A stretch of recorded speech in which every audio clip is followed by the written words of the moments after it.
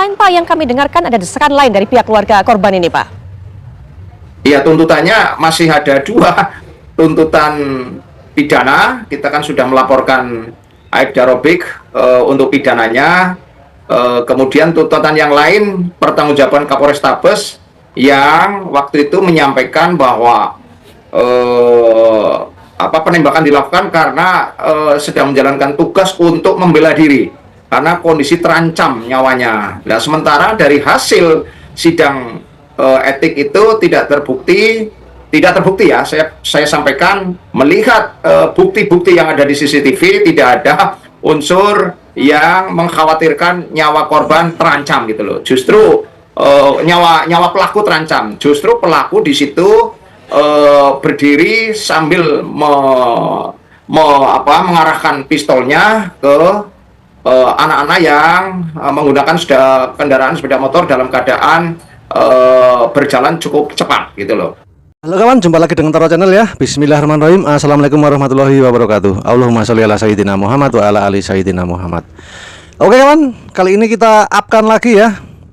Kita nyalakan ya kasus-kasus peradilan yang masih ruwet ya di Indonesia, agar supaya para penegak hukum bisa introspeksi diri ya. Karena hanyalah dari media sosial, dari netizen, dari masyarakat, dari rakyat Indonesia semuanya yang bisa benar-benar menegakkan hukum dan bisa menekan instansi-instansi tertentu untuk bertindak sigap dan lebih baik lagi atas kritikan dari masyarakat dan juga masukan dari masyarakat seluruh Indonesia melalui apapun, termasuk melalui media massa ataupun media sosial ya. Jadi kita upkan terus ya kasus-kasus yang masih ruwet biar segera terang benderang ya.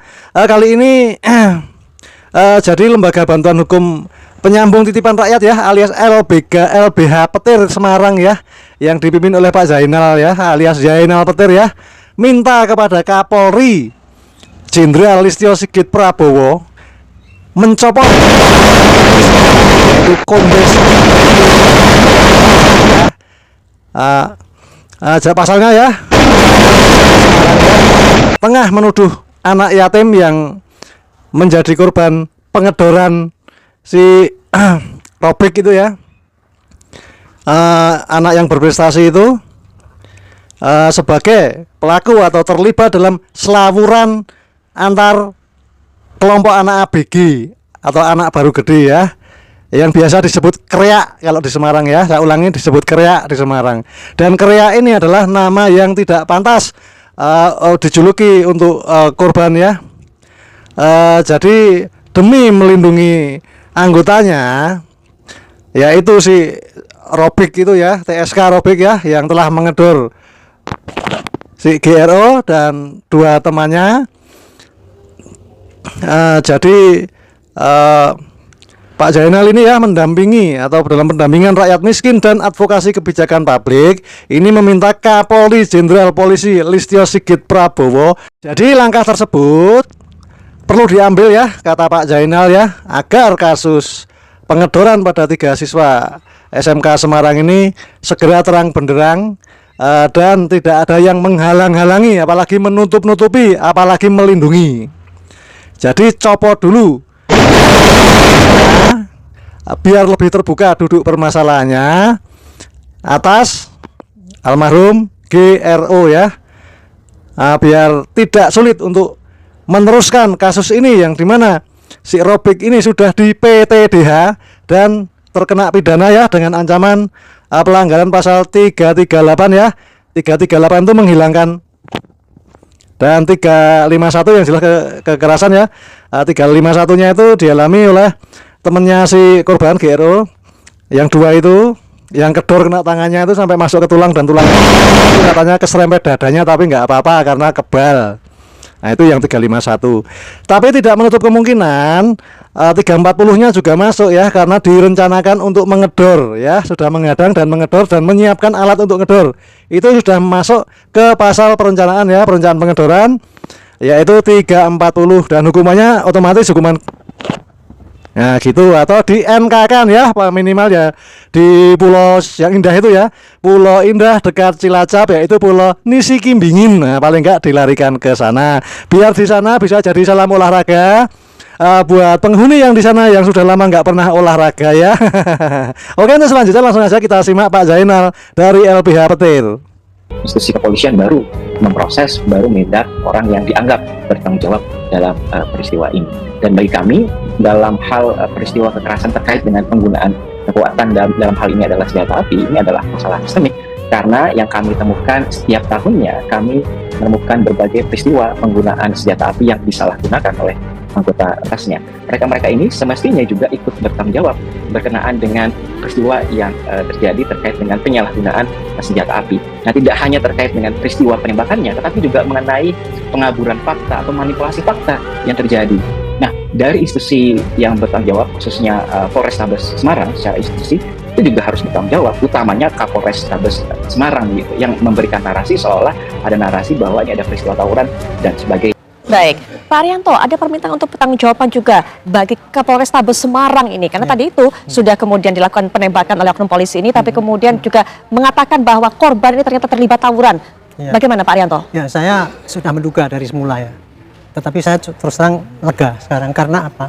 Karena ternyata kasus yang tadinya viral di mana polisi seakan-akan brutal nembak orang sampai meninggal, dan kemudian dia malah mengumumkan bahwa yang tertembak itu adalah geng berantem. Apalagi di dalam ekspos pertama kali itu kan yang ditunjukkan kan celurit dan sebagainya, itu seakan-akan waktu itu ya polisi kan memberikan penjelasan bahwa ini loh, kita tuh nembak karena kita adalah sedang berdinas, dan yang kita tembak itu adalah geng yang kayak gini.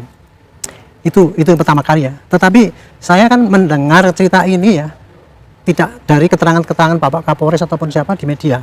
Pertama kali saya dengar ini ketika saya telepon Kadif Humas Semarang dan Kapolres.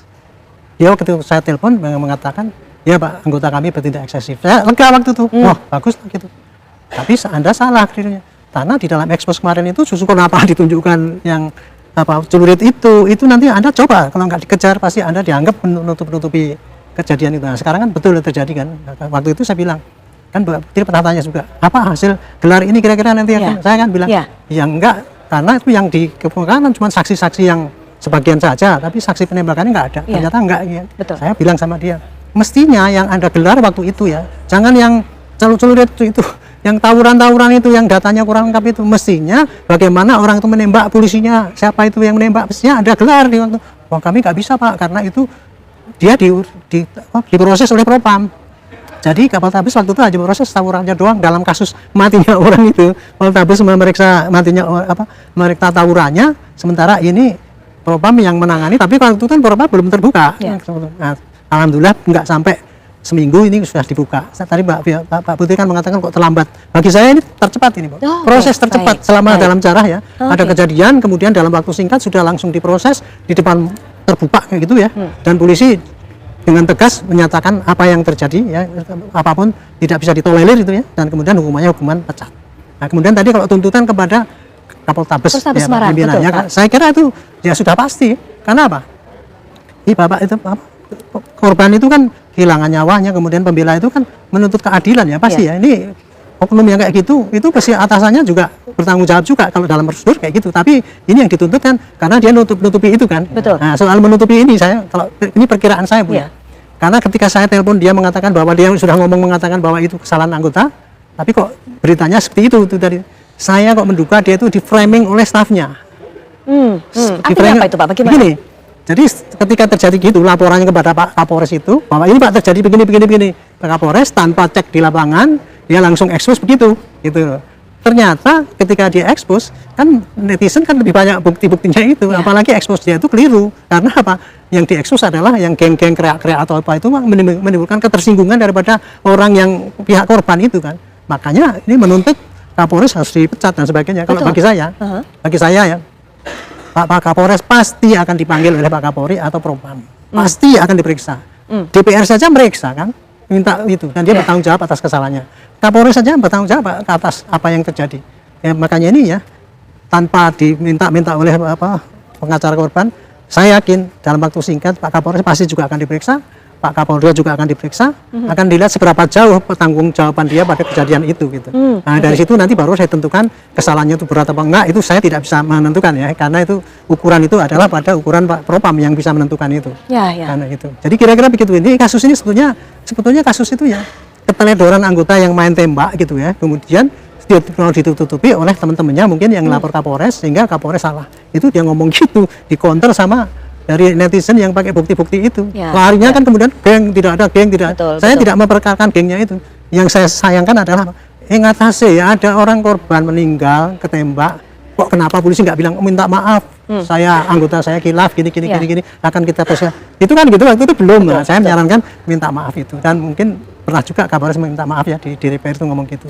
Mestinya kalau seandainya kejadian dulu itu polisi itu betul-betul oh ya anggota saya mengkeliru gini-gini, nggak usah ditutupi, ngomong minta maaf, akan kita periksa bagaimana, pasti akan transparan. Mungkin